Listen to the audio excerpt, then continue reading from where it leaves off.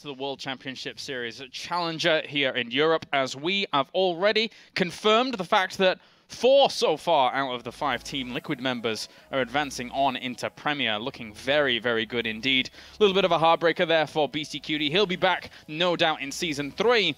And now we move on to the second series of the day, which will be quite the Titan matchup in terms of ShoWTimE. And then we have, obviously, the challenger in Elazar trying to bring that Titan down here from WCS. Yeah, as you can see, he's never played in Challenger, never played in Premier, obviously, because he hasn't played in Challenger. But this is the first time he's actually managed to go through the qualifiers to be here today. And ShoWTimE, who was equal with Bunny when it came to the Challenger selection, unfortunately got drawn second to pick. Unfortunately in the 1 out of 2, but was second to pick, and he picked up on the new player in WCS. In the World Championship Series, he says, hello, welcome. Now you want to play me, don't you? No, not really, but you are, because I've chosen you. And ShoWTimE has picked up on the newbie here, and this is going to be very, very difficult for Elazar, because ShoWTimE had such a solid performance in Season 1 and is slowly but surely rising to the top of the European scene and already has his claims to be the best European player. Whether people like it or not, he's slowly getting there. Yeah, he is. He started from such humble beginnings as well. I mean, we cast him previously winning the formerly EPS, actually becoming the champion there, rising through the national ranks, and now finds himself on the big stages where he is performing extremely well. And it's not as if he's just bringing the same game time in, time out. If we cast our minds back to Season 1, ShoWTimE was showing really diverse builds, especially against Zerg, and that's probably why we saw him pick a Zerg here. I think he feels it's his best matchup at the moment. ShoWTimE's very good. In my opinion, in all the matchups right now, he's very solid. He's a very complete player. He's super good at being aggressive and harassing while not making any mistakes back at home.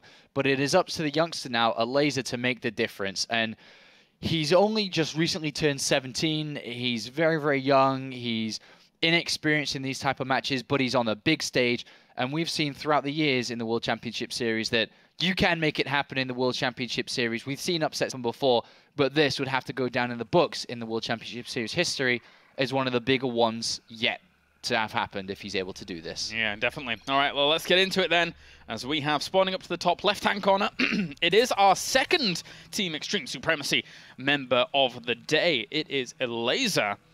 And down to the bottom right-hand corner, we have our previous 3rd to 4th place finisher in WCS Season 1, really showing everyone and having his breakout performance in the previous season. Looking to go far again, it is ShoWTimE for alternate attacks. Yeah, ShoWTimE just continued to increase in results over the last year or so. You know, that top 4 last season was absolutely fantastic. He really did carry the German flag and represent Germany very well in Season 1, and I'm sure he's going to be looking to do the same here in Season 2. Whereas on the other side of things, Elazar, first time, obviously from Poland, if you didn't know that. Going to see what he can give us today. Funny enough, these two have played already this year, and it is 1 apiece. ShoWTimE won the first time they played earlier on this year, and then Elazar won the more recent one, which wasn't that long ago. It was just at the start of March. 3-1, I believe, right? Yep. So in a qualifier for Fragmite Masters, but a win's a win. It's a good result. It is a good result against someone like ShoWTimE, who really did bring the power to Season 1. I think he impressed a lot of people and gained a lot of new fans. All right, so build shaping up. We have just a regular gateway opening. But it looks like a 3-hatch potentially coming out from Elazar, unless he's sending out a drone to have a look around for a cannon or probe or something. Yeah, he's just going to sit around. He saw the probe coming across the map with his overlord. He doesn't want to be cannon rushed. Yep. And the trailing will begin. As over on the other side, obviously, he has no clue what's going on in regards to the gateway actually going down at the top. But trying to put the fear of God in Elazar here with that pylon in the mineral line, and it has forced some drones down.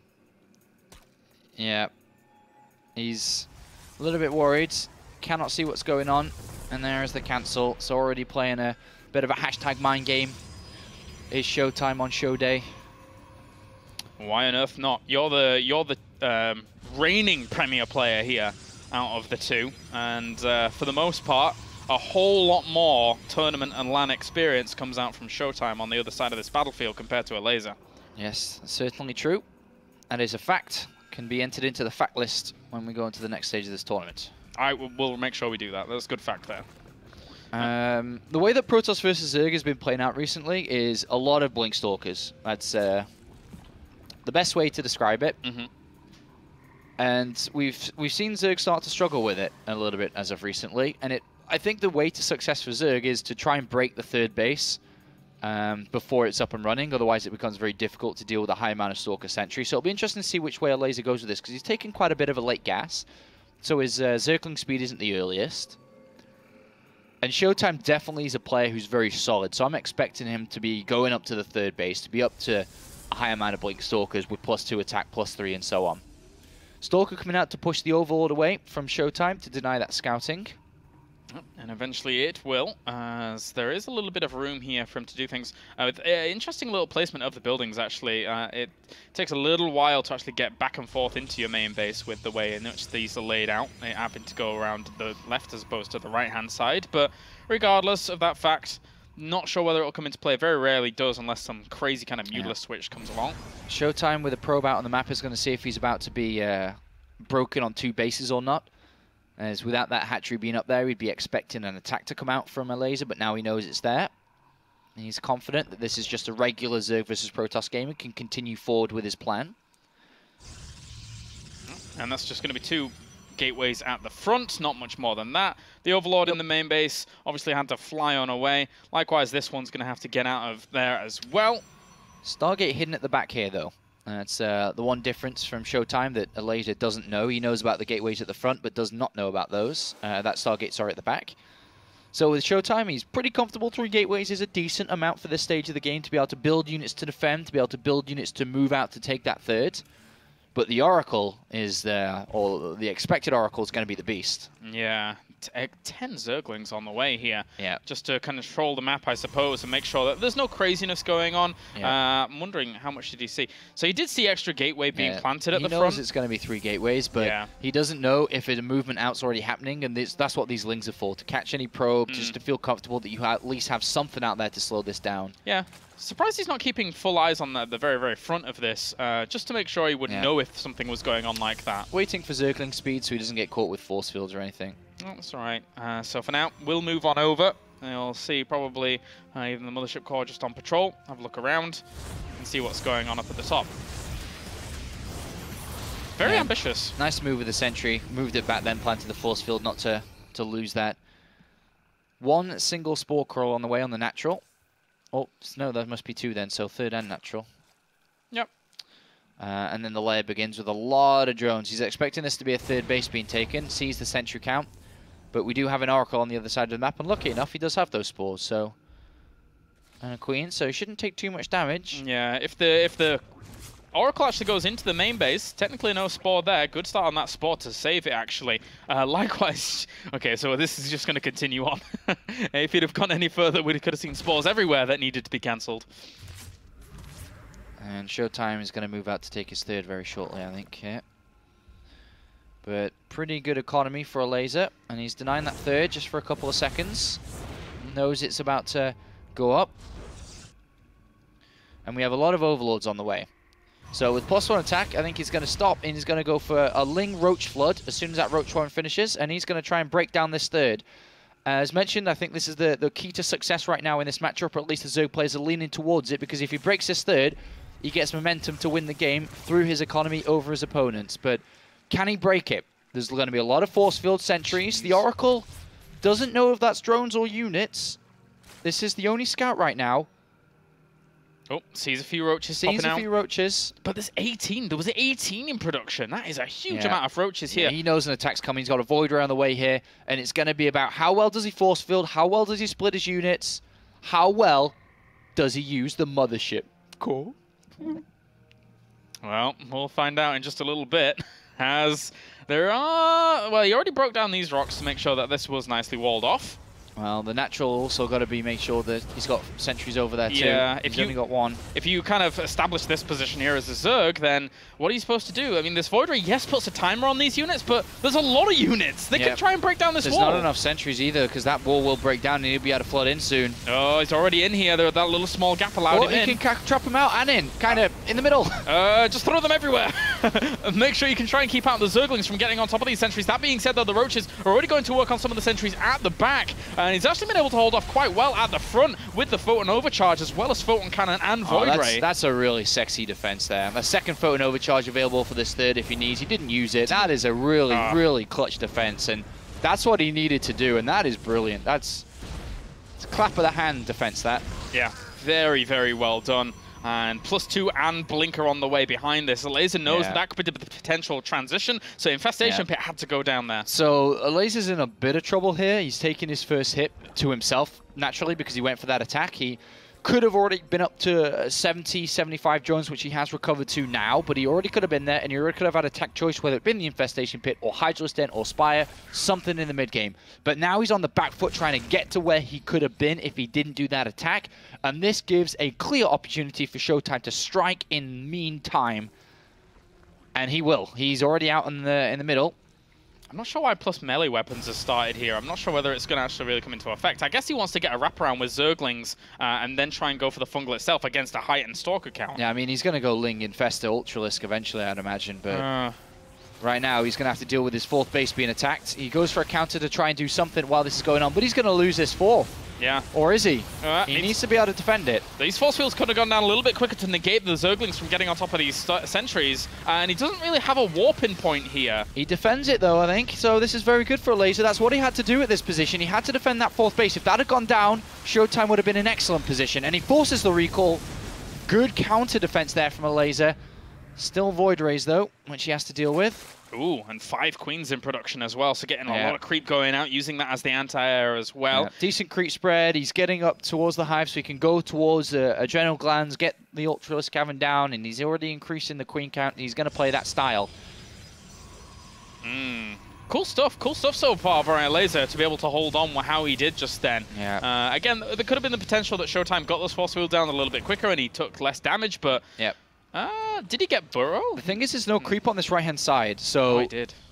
He's got to be very careful because as cool as his army is, with good force fields and good Stalker usage, he could outright still lose before he's even close to where he needs to be. Wow, he noticed that so easily. That was really impressive stuff.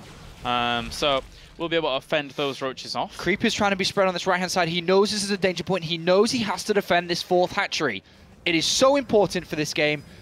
He's got Infestors out, he's got a decent amount of Ling and Roach, but does he have enough to stop the force fields and to be able to get the units in close? The Oracle flew forwards, sees the entirety of this army, and has got to be a little bit cautious now after seeing that many Infestors there. There are 2 entrances here, so he can come from this ramp south as well as north, but there are force fields and also a time warp available. And a very tense moment here. If he holds on for the next couple of minutes, he'll get towards 2-2, he'll get towards the Ultralisk Cavern and so on.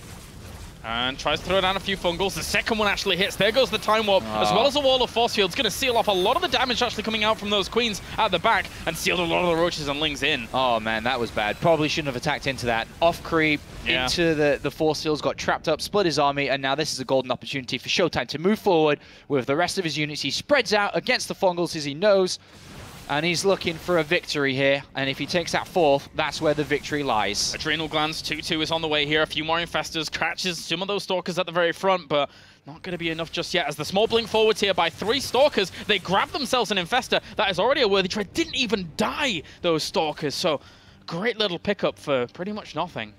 Yeah. This is... He's got a long way to go still yet, Elazar, before he's comfortable. 2-2 Ultralisk Cavern on the way, but he's got to keep surviving. Yeah, and he's continuing to set up this defense. He only has 4 workers at this fourth base anyway, but he's trying to come in from both sides. There was some force fields on the left-hand side to try and stop the army from flooding on forwards, but I'm not sure he has the firepower available against the amount of Stalkers that we're seeing here at the moment. It's 30-some Stalkers, and with Blink and +3 weapons, how are you supposed to shut that down? Well, the Queens are just going to deplete their energy, and after that, there's not going to be too much left. I suppose we'll see a Ling flood very shortly, or at least something, but Stalkers +3 attack is going to be enough. He's going to break this fourth base. We see Viper popping out, but he's just got nothing left. No, not at all. He had about 38 links in production, but that's about it to try and deal with that, and even that is not enough. Maybe with fungal growths, but they don't really have that much energy left on those infestors. 2-2 is done. 4 Ultralisks are on the way, but then we've got this in the meantime to deal with as a Warp Prism's managed to come out into the game, and as mentioned, ShoWTimE loves to be able to harass at the same time as he's aggressive, clearing up creep. He's got a Robotics Bay and a 4th base on the way behind this. And all he's got to do now is chill out, go back home, build Immortals, get the second Robo, add on an army to be able to defeat the Ultralisks, and then he's in good position. But it's not outright over yet for Elazar, even though he's lost that 4th. He's lost a lot of economy, but he's had enough time to get the Ultralisk in the game before he's been eliminated. And this Ultralisk will turn around and kill off this Stalker pretty quickly, as cheeky little guy tried to do something, but these Zealots actually will force the cancellation. Not much you can do about that, even with that Adrenal Glands upgrade. Oh, good catch. Yeah, and that's gonna die now with continued fungals. And Immortals are on the way. Gets dropped on off and doesn't even get himself a Zergling. Great 3-base economy, but is Elazar going to strike before ShoWTimE's quite ready? It's a little bit of a supply lead for him. The Ultralisks do have decent upgrades. And he's going to just separate off a few Zealots here and there to try and do some aggression themselves. Quite a few infestors, quite a few bit of energy. Yeah, the thing is that in that engagement that previously happened, he actually saved a lot of his infestors. Yeah. So they have been able to bank up energy themselves again, and now he's going to try and swing on forwards to deny his 4th base, which will be successful, but his 4th base is going to be denied over at the other side. Yeah, ShoWTimE is okay with falling back on 3. He knows he's going to go ahead and cancel the other one on the other side, and as I said, he's just got to make sure his army's okay. He's going to add Archons that are going to be very, very good for the Lings. Yeah, and will end up cancelling that. Loses the drone, but he's going to lose a few more. 3 base versus 3 base, and ShoWTimE very patiently just going to move probably, I would say, to the left-hand side here and take that base instead. I suppose he could take the north one, but he'll go take his 4th base in a second. But the more time that goes past, the better this is going to be for ShoWTimE, unless these Ultralisks and Queens work together and are able to pull off some really good magic. But there's so many Immortals now. Yeah, there's going to be even more soon, because he's just going to Chrono Boost into the Robo facilities and make sure they're all out. That being said, he had his Spire on the way. Greater Spire's going down as well, and of course, making these Robo units isn't exactly the best to deal with those, so once the Ultralisks are dealt with, he has to be understanding that another transition can come along. And that is Greater Spire is on the way. Big move coming out from Elazar next, but in a minute, ShoWTimE's going to say, wait a minute, I'm at 200 supply. I've got a very good army. And then we're going to see him attack. And the wrap around here once again for Zerg to try and deny this 4th base. But the entire army's there. So not necessarily wanting to go too far. Storm is on the way as well, but this is hard to do. It looks easy, but it is hard. He needs to attack properly from multiple angles. He needs to land the Fungal Growth and land the Blinding Cloud on top of that army to pin it in position, make sure it cannot attack, and then allow the Ultralisk to move in with the Queens, transfusing the Ultralisk to have perfect synergy between the Zerg army to defeat this. But there are storms. ShoWTimE isn't just going to sit there and allow this fungal to happen either.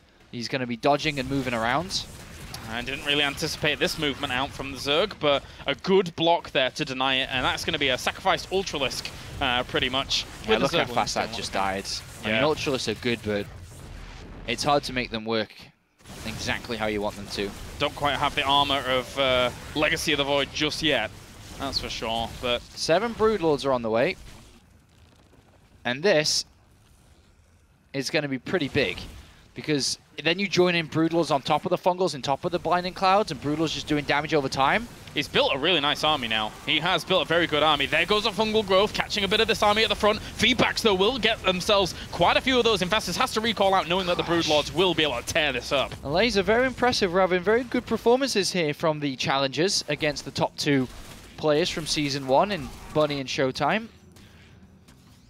ShoWTimE blew up quite a few of those infestors and has decided to throw down Stargates to get towards the Fleet Beacon and the Tempest to help deal with these Broodlords.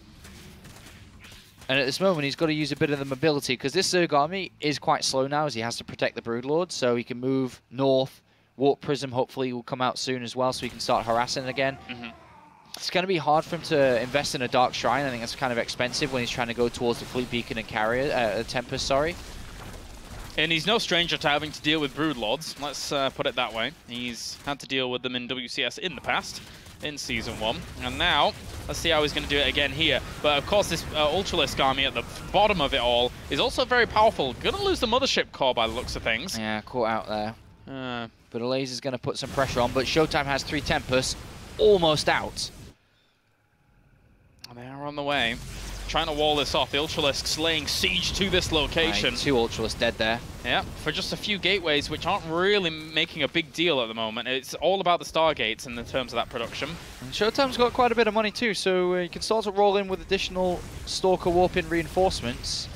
Trying to find another angle. Will he try and blink forwards here towards the Broodlords? He tries to get on top of one of them, but good transfuses there, trying to keep that alive. That being said, though, the Ultralisks at the front, how much are they going to be able to take down? The Tempests have entered the fray. One of them is going to pick off a Broodlord very, very quickly. All the Ultralisks are pretty much gone, though, now, and I don't know if he has anything to tank on the floor. This is it. This is Elazar's very expensive and slow army about to go down the loo here. As the feedbacks onto the Queens made the Ultralisk useless there. They got picked off immediately, and Tempest at the right time come up and pick everything off now. And what is it? 16 Zerglings and 4 Corruptors as the Remax here. 40 supply down, and ShoWTimE makes the hold on his 4th base. A very successful hold there for the German.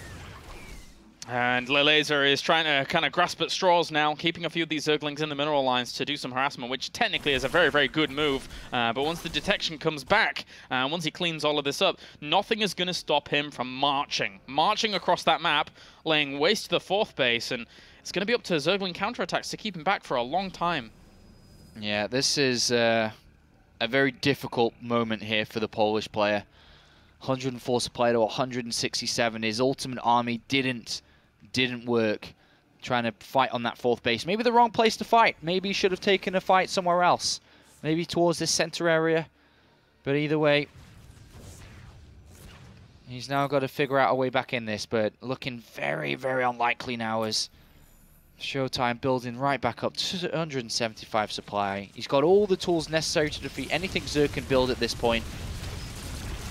Well, Zerglings certainly kill off probes very, very fast when they're able to get on top of them.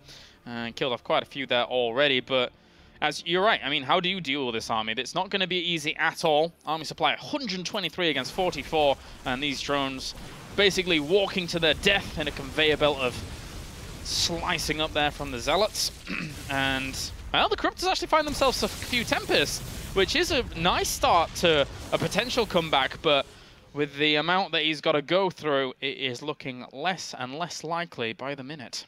Yeah.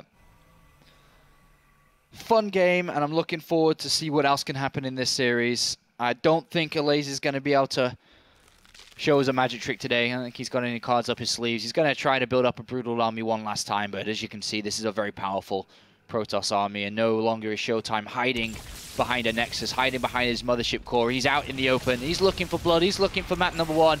He's looking to join Bunny in the next stage of the World Championship Series. A couple of fantastic feedbacks, and this is towards the end. Yeah, Fungal Growth once again, though, didn't have any more feedbacks at the front to actually counteract that Infestor that was able to throw that one down. And the Pursue on, because he doesn't really have that much anti-air, is quite amusing here. But there you go, GG. He took out the 4th base, and that is it. So good job by ShoWTimE to be able to hold on and just power out that game. Yeah, I think that was a really great game overall from both sides. I really liked Elazar's game. I thought he was going to die a lot faster on in that map than he actually did. He did very, very well. And hopefully he can continue to bring same performances in the next couple of matches as well. Putting up a good fight against the top 4 finisher from last season. Yeah, really good stuff there from him to start it off. But obviously, ShoWTimE is ShoWTimE, just as we predicted, and a lot of people predict Bunny to have gone through in the previous series. A lot of people are backing ShoWTimE here as well. So if Elazar can make the the huge upset that would occur, then great. There is the potential that he could, looking at that game there in game number 1. Yep. But ShoWTimE, man, this is, right now in Europe, it seems like this is his matchup. It's very hard to beat him. If you can be a couple of steps ahead of Protoss and kind of play the way that Elazar did with the Zergling, Infestor, into Ultralists, into Broodlers, if you're always a step ahead of them and not allowing them to react with the correct army, you can win. You absolutely can win. So if you can do that again, cool. I think that's going to be a great play style to hopefully make work. It's it's a very solid style, the Zergling Infestor and Roach. Well, now we go on to Expedition Lost here for map number 2. And it's a map that, some Zergs have had a bit of difficulty with. Likewise, though, Protoss have just kind of stuck to 2 bases and tried to go for it quite a bit. And with the way we've seen ShoWTimE mix up his games in PvZ in the past, there's the potential that he could do whatever he wants here. Something very aggressive could be on the cards. Yeah, Expedition Lost is decent for Zerg. It's much more difficult for Protoss, the back rocks, and the difficulty of taking a third. 2 most important parts of this map. And that will definitely impact ShoWTimE strategies. Yep. All right, well, we're just waiting for these guys to give us the go-go into game number 2. But so far, in day number 2, we've already had some great games from our Bunny series, and now ShoWTimE and Elazar giving us a good run for their money. We have 5 series today, don't forget, compared to our day number 1, where we had 4 series. Plenty more awesome games to come along, that's for sure. Yes, I'm looking forward to watching these guys fight it out. Good quality StarCraft matches. Really interested to see who's going to be able to deliver when everything's on the line between these. So there's so much on the line on a single best of 5 Premier League status, or being kicked out of the World Championship Series, the money, the points, and of course the chance to play on the biggest stage. All right, let's get into it. Game number 2, as we have Expedition Lost, our map spawning to the bottom left-hand corner. Our previous Premier player looking to climb on back up. It is ShoWTimE here, representing alternate attacks. And to the top right-hand corner, oopsies, there we go. It is our blue Zerg, representing Team Extreme Supremacy. It is Elazar. Welcome, everybody, if you're just tuning in. If you are wondering what other games we're going to be looking at today after this one, it will be Mana versus Hero Marine in the rematch of Challenger Season 1. And then after that, Naniwa returns to the World Championship Series. We'll be going up against Kung Fu Panda, the young German Protoss, in a Protoss versus Protoss match. And then finally, to wrap up the night, it will be Firecake, who performed very well in front of the French audience just a month ago in the Season 1 finals, taking on the youngster Zanster from Sweden. Yeah, that's going to be interesting. Zanster, we've never really seen a whole lot of him. We actually saw him at Intel Extreme Masters San Jose at the very end of last year, where unfortunately he got eliminated in the open bracket. But aside from that, it's another good opportunity for an upstarter to kind of prove themselves here on the WCS circuit. We have a drone moving out very early on, and it's headed towards the back rocks. Uh-oh. Uh-oh. And I think we'd be seeing a hatchery, and I think we'd be seeing a spine crawler, and I think we'd be seeing these back rocks broken down. And how quickly is ShoWTimE going to identify this? This is very, very cheeky of him. And, well, he's going to need to send a probe over there and try and spot that there is no natural land from there on. Cheeky, Kalaris. Cheeky, cheeky. It's almost as if Rotterdam's in the room. What's going on? Well, for now, let's see how Elazar's going to play this out. All right, now ShoWTimE has no idea, obviously. He's just kind of twiddling his thumbs or clicking away his mouse and touching that keyboard in his own little German world, where he's got no idea, and he won't know for a while. He's going to send out a probe scout, and that's going to be, by the looks of it, the first time he realizes is when he goes to his opponent's natural and says, wait a minute, you don't have a second base, unless he butts head with these drones. But I think that Elazar's going to be smart enough to send them the other way. Sneaky. They are the spine crawler drones. They are the drill surgeons. They sacrifice their lives to turn into giraffes, and then they're going to headbutt the rocks till the end of time. Sacrifice their lives to turn into giraffes. That's some interesting stuff right there. Yeah, man, look at this. Yeah. And if they uproot, they do that little waddle movement. And now ShoWTimE is like, what are you... What? Wait, what? Is he taking... Did I miss that gold base being taken? Would have been at least I would think. I don't think he's going to... Well, he is. Okay, so 2 things. You check the back, and then the gold base, I'd imagine. But you've seen the back, and he's like, oh, I got a mothership core. Is that good enough? It's pretty good. It's pretty good. Doesn't have a spore crawler building here. That being said, the queen will pop out eventually. Is the queen going to be trapped? I don't know which side it pops out. I think it pops out here, right? I don't know. This is going to be kind of weird. He needs to uproot. Yeah, she's going to be trapped, kind of. But one queen can actually do all right against the mothership core here for a little bit, especially when she gets the very first shots off. All right, so he can creep spread. You can save energy now. Lings on the front here going to do a bit of damage, and there's a lot of Lings on the way with Zergling speed as well. So it's going to be a Ling flood, whichever entrance is open. This natural area or the back rocks. Whichever one to go to. There's going to be the attempt to wall off. He cancels the Nexus, so he has to be very careful. 3 gateways have actually started up.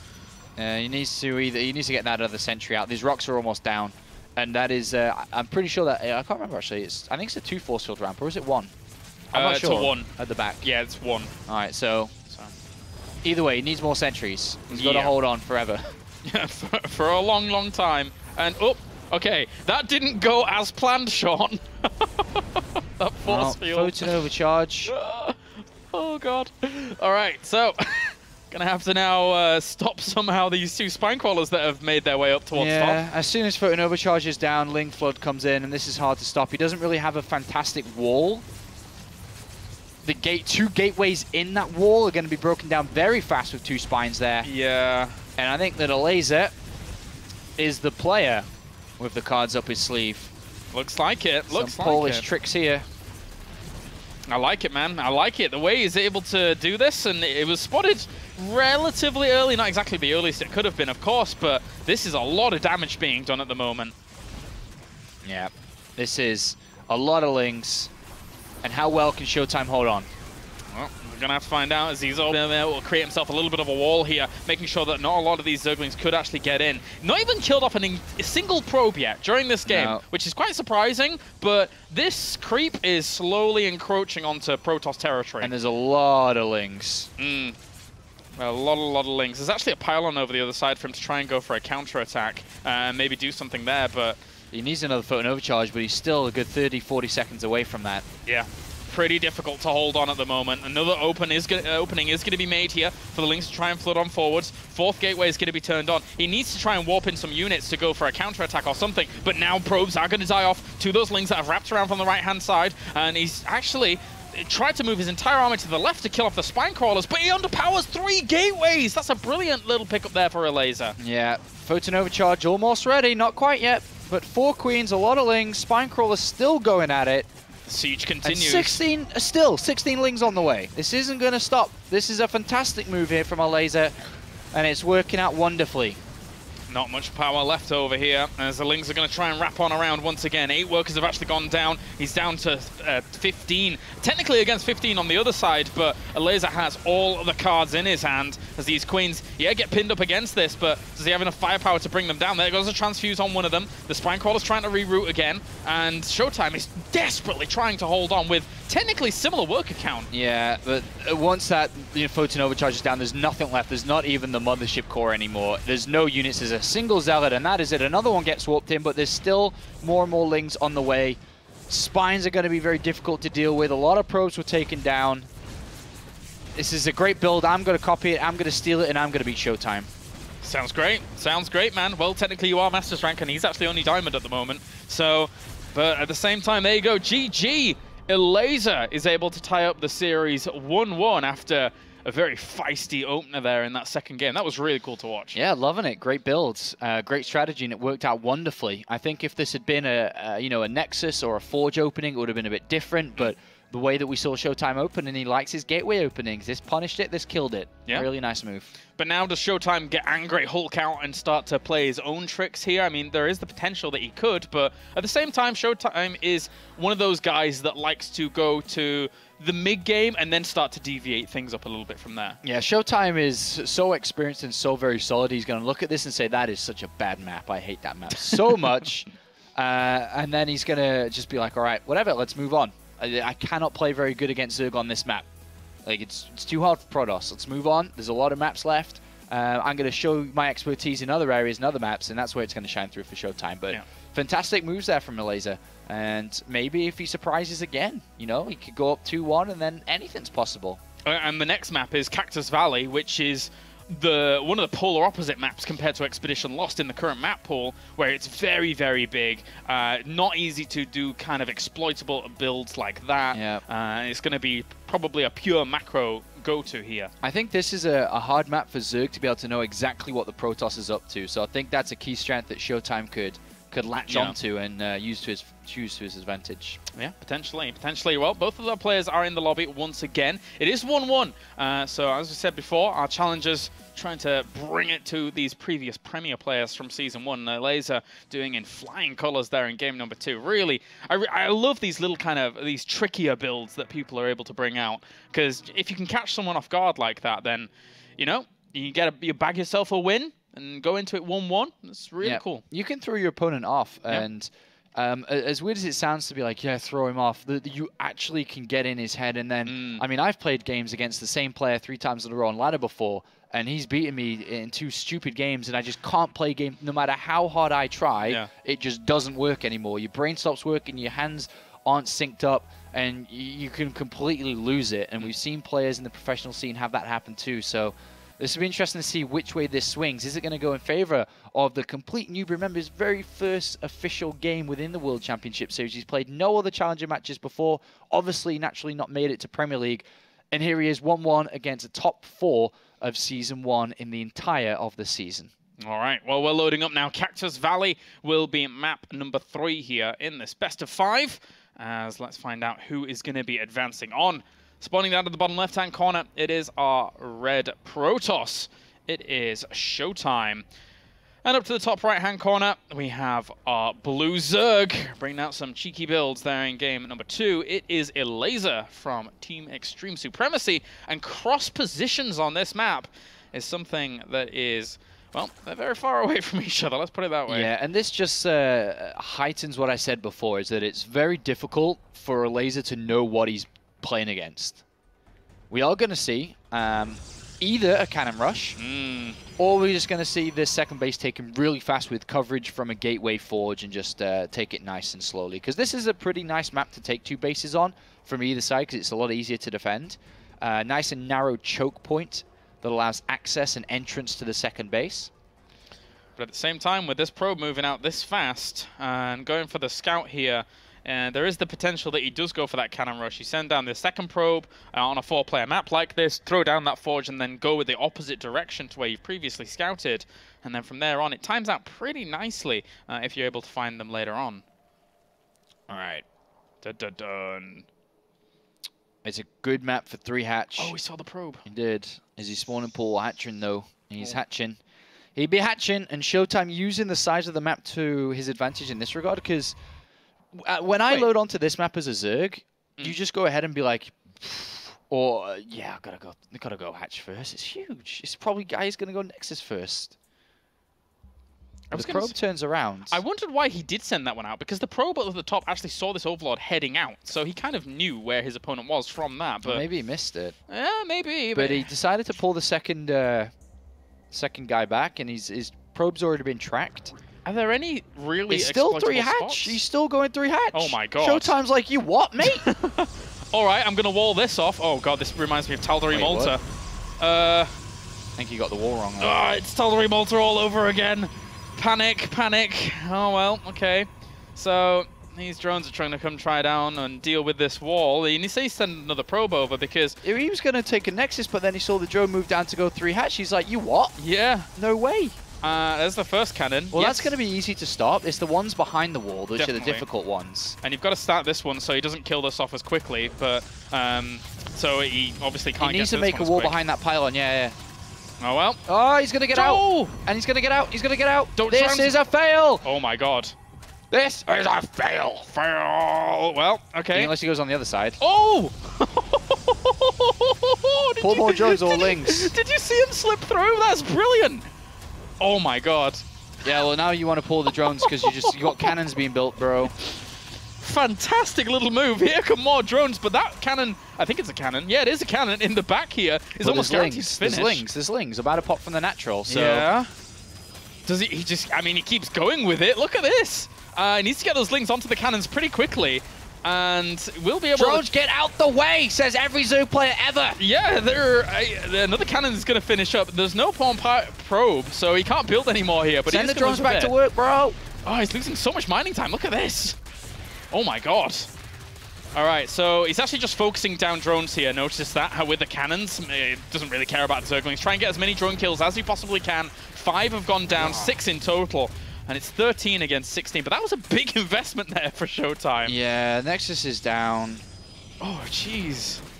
That was wild. I'm loving it. Yeah, fun day today.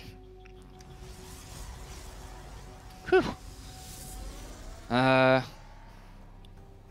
It's hard to... I've never really been cannon rushed or cannon rushed and had it turn out like this when the workers are so close, but I think that's a bit of an advantage for Elazar. Yeah. Even the Nexus is down, it's just that... so far away from being done, right? It's far from being done. There was a lot of lava still being able to be used, so he's caught up quite fast. I don't think it's a massive lead, but it's a lead. Yeah, I would say so as well. Big commitment. Look at the resources lost on ShoWTimE's side compared to Elazar. So I think all of that was drones. The majority of that was drones, with a few Zerglings sprinkled in there as well. So, yeah. I think Elazar's going to be doing all right from here on out. Yeah, he can take a third now and just keep on pumping away. He knows he's not about to be attacked anytime soon, as the gateway's only just finishing up. Yeah, nothing to be worried about at all. This probe pokes out briefly and it's like, maybe not. There is spiky death waiting outside. Yeah. No, I'm looking at this again and just watching it kind of scale up, and this is definitely not just a small lead. I think this is a pretty big lead for Elazar. Yeah. It's just escalating so fast. With the cyber core only halfway. Yeah. No pressure you can put on. That's all. I mean, the queens are only just being built though, so that is something. But third hatchery down, there's nothing he can do. This guy's going to go straight to 70 drones. I'd be very surprised if he tried anything else. Depends on what ShoWTimE does, of course, but yeah, he does have a ticket to a high amount of drones. Please. Did he? No. No, he did, but well, yeah, there's nothing he can do. I mean, yeah, just not really deal with it, I guess, at the moment, as he's just going to have those queens for defense later on. Probably should have just tracked it with one, I suppose. Yeah, but... yeah. All right, so first sentry's on the way. It's just a follow-up, so ShoWTimE does not know what's going on behind this. He sees the third now completed, and he's going to guess and know this is a lot of drones behind this. Slings after all of that will evacuate out towards the top. They're trying to make sure that I guess the probe isn't heading up to the top left and being a bit annoying itself up there. They're in this little conga line trying to head up there. Stargates finished up, and we are going to see an Oracle, I suppose. If he gets a lot of drone damage, it's nice. But no, it's Phoenixes. Okay. Can this even things up? He can get some drones, right? But it's always... he's just going to replenish them with drones off the back of a fantastic economy that he already has, surely. Yeah. So we'll see what he does with the Phoenixes here. How many goes to? What's his follow-up here? Is it going to be, Phoenix Colossus, more of an older style? He's going to get rid of one overlord. There's another one that's pretty close, just to the right.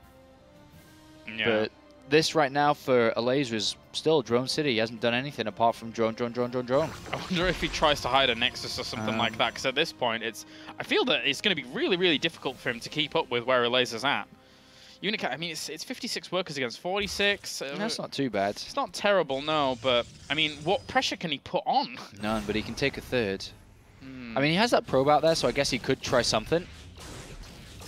I mean, he's putting 5 gateways down, so yeah, he's gonna use his probe and pylon, and he's gonna attack that third base. Yeah.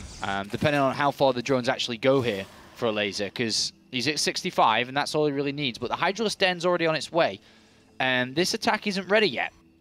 It's only just being built, so we're gonna see Hydralisk made at a high number.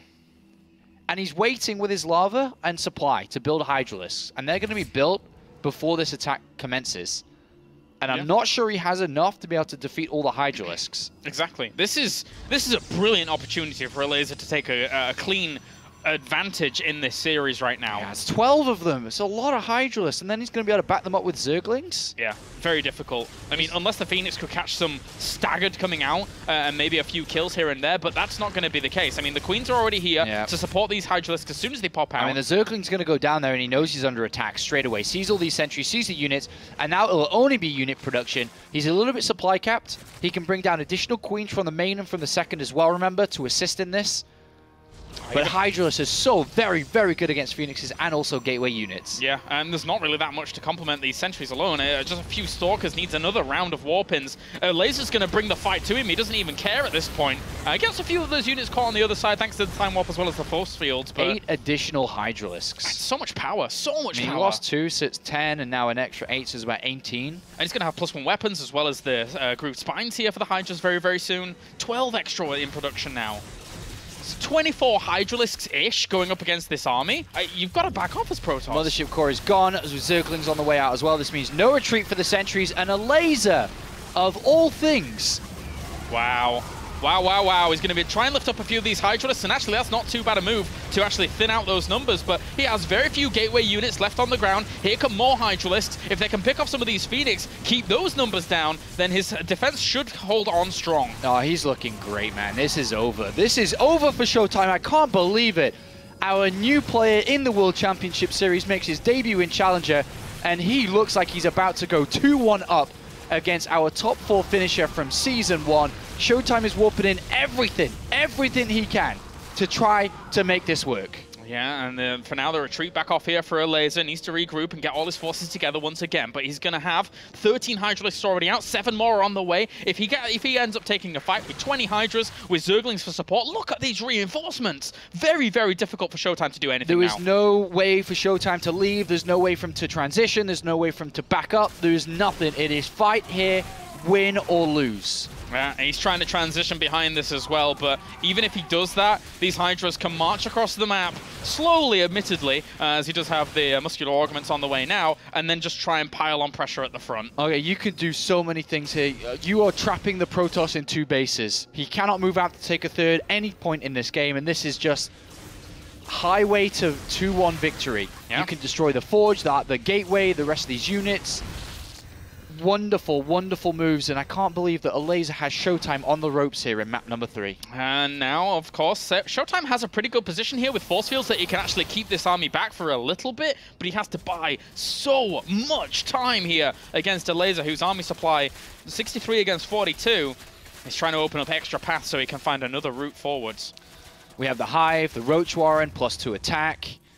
He can go up towards anything at this point. There is still a probe and pylon out on the map which can do counterattack, which is the way that ShoWTimE's going to try and crawl back into this. He's going to try and drag his opponent back to give himself breathing room to get into this game. Warp Prism as well can offer that.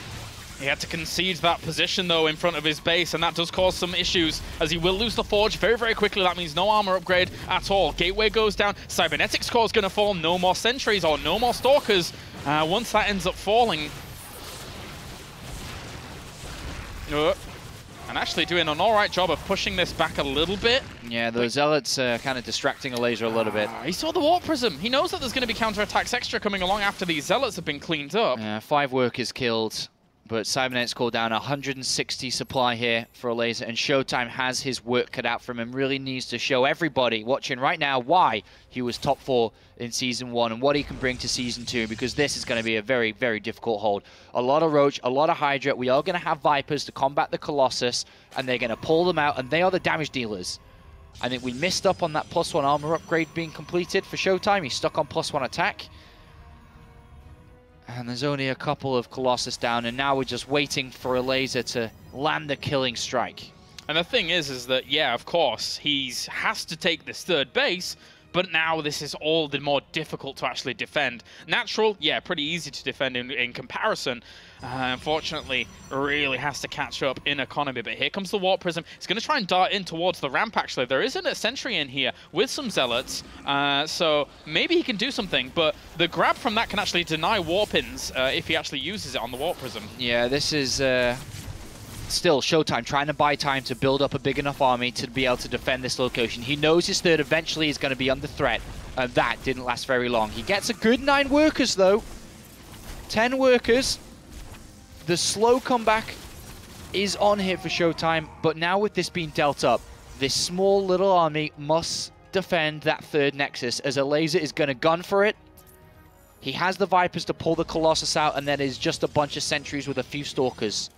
It's an unbelievable amount of army that we're having out for Elazar at the moment. Look at this entirely huge force. Another counterattack from ShoWTimE to try and buy more time here. Just 3 Zealots. 4 Zealots. But this time Elazar's not coming back. He's had enough. He knows he's at an advantageous position. He knows he's about to go 2-1. Great starting force fields though, as ShoWTimE tries to hold on. Really need some high Templars here for They're feedbacks. about to warp in though. If he gets rid of the Vipers, he can keep his Colossus alive in the game. Yeah, he's going to keep those back for a little bit. And this choke can buy time here with the force fields that he has. He has to hit at the 3rd, I feel. Well, if he pokes forward, feedbacks. Bang! Oh, catches quite a few already. There's only 1 left here of the Vipers, and he will be able to grab it, but at the same time, a few core pulls do go down. Perfect there by Elazar to get those 2 Colossi, and now he can just push on. No AoE damage at all for ShoWTimE. Yeah, the Vipers got what they wanted, and now Elazar is going for that Nexus. No units are there. They're trapped inside the natural. Another Colossus comes out, but down falls the Nexus, and this is going to be game after losing that Nexus. He's lost 1/3 of his income. And this is so very, very big for Elazar, and ShoWTimE knows the end is near. Yeah, very, very near. This now has to hold off against this. Doesn't have any sentries at all to try and hold off against this. Roaches and Hydras just going to try and get up on top of that Colossus as quickly as possible, but they don't even care. Go for the Stalkers. Probes come off the line here as Elazar will take the advantage here in this series. 2-1 so far. And he hammered that win home. He knew he was at an advantage straight away as soon as he held that, and he just kept on hitting and hitting and hitting until he was able to get the victory near the end there. So that's a big, big win for Elazar, and he goes up 2-1 now against ShoWTimE in what we could say is the biggest upset we've seen so far in all of Challenger matches, as knocking out ShoWTimE after his top 4 finish in Season 1 in Challenger is so very big from a player who's never played in the World Championship Series before. Yeah, and ShoWTimE now really needs to step it up. He doesn't want Season 1 to just be a blip of success in his career. He wants to continue that on, be strong, be consistent. Yeah. And at the moment, Elazar is really bringing the fight to him. Admittedly, it came off the back of ShoWTimE trying something very aggressive, and it didn't work out. There was a lot committed to that. Now ShoWTimE's probably going to go back to safer builds, safer play, but does Elazar with a cushion go aggressive himself here? I mean, I would say the opposite. I think he goes 3 hatch on this map because he knows that ShoWTimE cannot offer any more aggressive plays. True. One try of an aggressive attempt and you mess up and the game's over. You know, you defend it, game's over. So this is a perfect opportunity for Elazar to use the momentum he has to exploit and gain an advantage early. So 3 hatch openers, play greedy, take full advantage of your opponent who is absolutely trying to protect his Season 2 in Premier League, because that's what it is. ShoWTimE is meant to be playing in Season 2 in Premier League, but right now he's about to lose unless he changes this up. Yeah, it's going to be pretty difficult. I mean, Elazar has shown some really good games so far. So now it looks good to go into Iron Fortress, a map that can be quite difficult here for them, and obviously very, very open, and obviously that 3rd base can be a bit of a nuisance. So Iron Fortress is like the biggest map, I suppose, in the map pool. It's 4-player, it's difficult for Protoss to move out to take a 3rd, so there's multiple different ways that ShoWTimE can play this, but it comes down to what will he do when everything's on the line. Yeah. Well, we'll be answering that question in just a second as the map is loaded up and getting good to go here. So Iron Fortress, at the moment, Elazar from Team Extreme Supremacy leads 2-1 against our 3rd and 4th finisher from Season 1 of WCS, who performed oh so well, especially against the Zergs, and picked Elazar in this match. So let's get into it as we have, spawning up to the top left-hand corner, it is our red Protoss. It is ShoWTimE. And down to the bottom left-hand corner, we have Elazar from Team Extreme Supremacy looking to cause an absolutely brilliant upset here. Yeah, and he knows he's in a position where he could pull that upset off. So as much as ShoWTimE has to play steady, not make mistakes, he also runs the risk now, or Elazar that is, of making mistakes now he's in the lead. I wasn't expecting this probe to move out. Not at all. Because at the moment, it could be gearing up for another cannon rush. Kind of calling the bluff of, I'm going to go 3 hatch. Something like that. I mean, he saw his plans to go 3 hatch in the previous game, and this is being Iron Fortress. Maybe he tries to do it again. If he does, he runs a massive risk. Of course, his entire season is on the line on a cannon rush. Yeah. So... Wow. Luckily for him, the first overlord has gone the other way. Oh, he's going to do it. He's going to do it again, Sean. Whew. I can't believe it. Well, all right. This is where it gets very tense because ShoWTimE now is sending out the second probe and looking to find Elazar. He will find him with the second probe, and this Overlord will not bump into that other probe. No Overlords are going to see any probes anytime today. So this could tie it up for him if he's able to execute this properly. Balls of steel. Unbelievable. And it's looking at a 3 hatch here, by the way. The other drone's way pointed out. As mentioned, Elazar's doing what he should be doing in this position, is taking full advantage of ShoWTimE being scared. But this is a cannon rush. The pro drone moves. This is a cannon rush. Elazar cannot believe that ShoWTimE is doing a cannon rush on his tournament life. No, it looks like that. And he's going to wall this in by the looks of things. Get the cannon in there. An annoying little spot. Sent the second probe home, actually. So this is a very There's no spawning pool. location. It's 3 hatch down. There's no spawning pool. Yeah. I'm sure Elazar can't believe it. Just like I didn't expect this to happen either, and ShoWTimE went against what normally happens in this position. But you went through the thought process so well in terms of Elazar obviously didn't expect this to come out in the tournament life on the line. So going through triple hatch, he's like, haha, I'm super safe for it. But that is not the case. It's so risky to do this as ShoWTimE, but it's going to work in. He's got a cannon rush successfully planted on the second base location. There is another hatch going up, so he'll continue to cannon rush for days, man. Yeah, he'll cannon rush this base, he'll cannon rush another one if he has to. Nexus is on the way behind it, so nowhere near the same investment that we had prior, but it's done so much more already. Going to go up to this position, and we'll try and cannon rush this potentially if he wants to, but it's just going to back off. He has decided to throw down the Nexus and cannon, so right now he's not over-investing in this, because he absolutely can still cannon rush one of these other bases and probably make it work. But right now, he is just like, okay, I've gained a lead. I'm happy with the small lead that I've gained. I don't need to run the risk and gamble more to get a bigger lead and run the risk of it not working and put my tournament life again on the line. I've got what I wanted. And now, as a Protoss against a Zerg on this map, when you force the denial of the natural location, the pseudo-natural and third base are so far away from everything. Both of them. This is quite ridiculous, actually, how this works out. So, surely, Protoss has a really fun time here being able to exert some pressure on some of these bases. Yeah, no creep spread connecting any of these bases as of yet. And yeah, that's right. It's going to be hard for slow roaches, queens to be able to defend in multiple locations if ShoWTimE goes aggressive from this. Which you would think he would, but we'll see where he takes this. Yeah, he still has options. All right, so these Zerglings just poking around at the front, seeing that this wall of pylons is still fully up. One of the cannons was actually working at a pylon. Then he stopped once the Zergling spotted it. Probably wanted to get the probe out to have a little bit of a scout around as well. And he's going to do that again. So clever moves here by ShoWTimE. He knows that this will always eventually die off.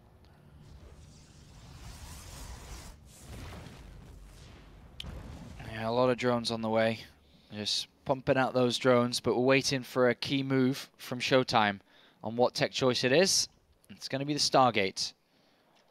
Okay. And it's not going to be spotted anytime soon.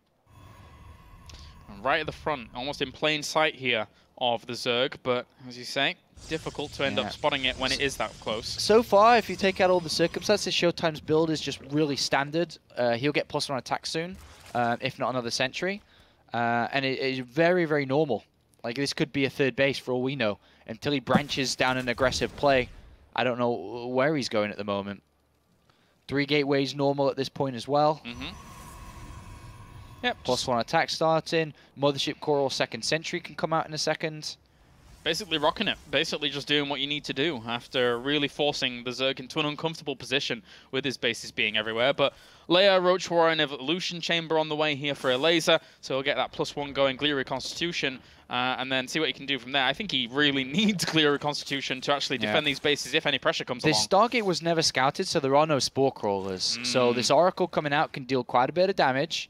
Behind this, ShoWTimE is looking to take a third off the back of these 3 gateways. As mentioned, it just looks like his build is a normal build. There's nothing special about it, looking to capitalize on the fact that his opponent has these 3 bases spread out. But the Oracle has gone undetected. It's going to be in the middle line before it's even spotted, and it will get drone kills. And because his base is so close, he was over there in a second, very, very quickly.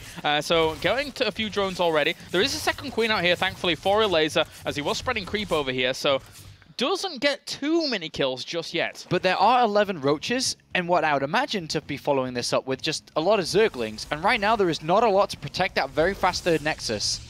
It's pretty fast. It's off 3 gateways. Yeah. He doesn't really have any sentries out there, sentry zealot force to be able to defend it.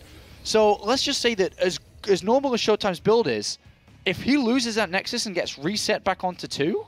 that's what the Void Ray is for. It's going to try and deal with this, but I think it brings it down before the Void Ray can even do all the work it needs. It's a lot of firepower he's going to have. 15 roaches with the extra Zerglings following up. The cannon is on the way. If you can get that walled in and good to go, that will help a little bit, but he's already going to start working on the few units that are here.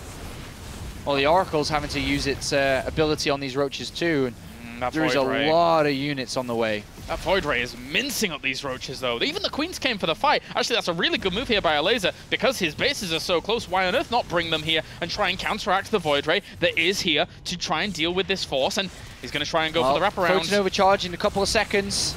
But is it going to be enough to hold on? There is a second Void Ray. He's going for it. He's going to right-click on this Nexus. If he can kill it off, that would be cool, but he's not going to have enough. Backing off now, trying to fight this small army on the left-hand side with the sentries alone. I think he might be able to get this. He's kept so many units alive. Yeah, he should be able to get this Nexus quite easily. Wow. Wow, what a pickup. What a pickup. Second Void Ray comes out, but the Nexus does fall. And this army is still threatening the front, so you have to back ShoWTimE in off. trouble. ShoWTimE's been forced back to 2 bases. He can sit pretty on 2 bases with force fields, but he knows he's stuck there right now. So 4 additional gateways have been added on. Behind this, Elazar's going to drone up. He has the Hydralisk Den, the Infestation Pit, a second Evolution Chamber coming in.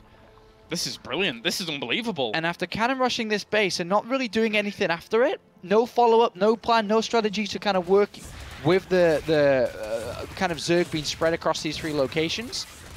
And now it's funny because when he takes his 4th base here for Elazar, it's actually really well defended because the perimeter that he was forced to kind of implement with all the other bases on the outlying positions. So it's going to be right now, Hydra maybe gets down the hive in a minute and goes towards the oh god, he's going to get again. He's going to get the cancel again, Sean. With all of these Zerglings flooding up, how is he supposed to defend that? He won't. He cancels again. He gets my reset god. again. And Elazar is right now in the driving seat towards Premier League. Yeah. This is brilliant for him. What an opportunity. He basically starts his WCS story here, and if he is able to take out ShoWTimE as his first victim on this WCS road, an unbelievable start. He even burrows these Zerglings. He doesn't have any detection. Yeah, I remember, oh my, just getting into Premier League gives you $4,500, which is a lot of money as well. For a young player here, as mentioned, just turned 17 in December. Oh, and the Zergling burrowed at this location. Nothing is going in ShoWTimE's favor right now. He's on the ropes. He is top 4 from Season 1. Everyone's expecting ShoWTimE to have a great year, to really challenge even Snoot and Bunny, but right now he is facing elimination in Challenger. The challenge was set by ShoWTimE. Remember, ShoWTimE picked out Elazar from the crowd. ShoWTimE had 2nd pick in Challenger selection. After Bunny chose Beastie QT, ShoWTimE could have chosen anybody, and he picked out the newbie that never played in Challenger before. And he's about to lose unless something drastically changes. Yeah, Elazar is showing brilliance here, and I said it was a heartbreaker for Beastie Cutie before, but imagine ShoWTimE here if he's not able to hold on, because this army is very strong, catches a few other Hydralisks at the front. Elazar getting a bit keen to try and kill off this location. Yeah, he's delayed it enough, but he's just building up a Roach and Hydra army. He's only on layer. It's pure Roach Hydra. He's going to force the cancel again. There's no way you're going to be able to keep that at this point with the Hydras in this position. Yeah. Oh, and wow. ShoWTimE gets it cancelled again, but he's going to be able to pick up a couple of units for free here. Loses not even a Stalker there, gets 3 or 4 Hydras, but there's a lot of other Roaches around here. The attempt at the wraparound here for Elazar. But his army doesn't quite conjoin together to actually put on huge pressure against this. There's hardly any force fields left. Yeah, they were good force fields to hold this off for all this amount of time. And Elazar's actually going to lose quite a few of these units at the front. He's being slowly segmented off and actually killed, but the trades are pretty good for him. With the 3 base behind this and the creep slowly pushing on forwards towards Protoss. Yeah, pushes him back in there. Just get back inside that 2 base, ShoWTimE, and Elazar shuts him off again. He can't do anything. He can't do anything. This is so difficult for him. He's going to lose a Void Ray. If he loses the second Void Ray as well, he almost has no firepower. 17 Roaches in production to fight against just Stalkers? Well, in a minute, we're going to see ShoWTimE try and take the third again. He has to take the third. He can't sit back on 2 bases. He's running out of money, and he needs better tech that he cannot afford right now. And right now, Elazar says, you've got to move out, and I am waiting for that chance. Waiting to take and rip Premier League away from you and have it for himself. The wall has been broken down. It's only Stalkers with Blink left alone here to try and combat against this. And at the moment, yes, they do have +2 weapons, but Roach and Hydra, once they amass again with the amount of Roaches he pumped out, it's going to be difficult. I mean, Blink Stalkers actually, in critical mass, have been able to work miracles in the past, but I don't know whether or not they can in this time. Well, attempt number 17 of taking the third Nexus from ShoWTimE. He's got to get this up and running. And here we are, going to try again. This time we're going to wait, or Elazar's going to wait, heal up a little bit with Queen Energy going on to some damaged Hydras, and he's going to strike again very shortly. He still has no detection. An Observer has only just been produced, and he walks onto Creep. He cannot stick around on here. No, the Roaches with speed, Hydra's about to have speed. We're going to see another attack again, and this time you do not have a sentry bank. You cannot cut this up. Yeah. Roach and Hydra can get really close and personal, and they will in a second. ShoWTimE knows the creep is a problem because of how fast these units can attack, and here we go. He's going to be pretty trapped here. He needs to blink away from this. There's no way that he can stick in that position, but he loses a lot of units whilst trying to blink away. That's a bit of a disaster move there for ShoWTimE, who needed to clean up some of that creep regardless, but Roach and Hydra barreling towards this natural. All he has is blink left available. He has to blink his heart out to try and keep himself alive here in Challenger, but I don't think it's going to be enough as Elazar just powers on forwards with Roach and Hydra. It's a valiant effort here from ShoWTimE to try and keep himself alive. He had to cancel the third base while this was going on, and he might be able to hold on barely, but even if he does, he has nothing left, Sean. There's no tech, the Stalkers are wearing thin, and there is a lot more from where this came from. More Roach, more Hydralis on the way, and ShoWTimE holds on again, but he's got to go to attempt number 24 and take that third Nexus again very shortly. But we're going to see the same type of attack coming out from Elazar, who is continuing to just power through. Yeah, Hive is on the way as well, so his transitions are fine. There you go, GG! Congratulations to Elazar, who is able to move on to Premier League, and the unbelievable upset there in ShoWTimE being eliminated here in Challenger. Yeah, it's the upset so far we've seen in Challenger, and if not the biggest upset we'll see for the rest of the couple of days remaining, as Elazar has taken out ShoWTimE in Challenger. And I can't stress how important this is for Elazar, because this is the first time he's ever done this, first time in Challenger, and he was picked out as the guy that's easy to beat because he's not that good, and I've beaten him before, and he's first time in WCS, and I got to pick out of anybody out of second, and you know, he picked Elazar, and it turned around to bite him in the bum. ShoWTimE is eliminated in Challenger. Brilliant performance there by Elazar. Congratulations to him moving through. That's the make of his career so far. This is the biggest win of his career so far. So congratulations to him for moving on. Yeah, it's a big moment here. He goes through to Premier League and will play with the big boys when we enter the round of 32 in just a couple of weeks' time now. All right, so that does it for our second series of the day here in WCS Challenger Day 2. Join us after the break when we are going to have the rematch from Season 1. It's going to be Mana going up against Marine.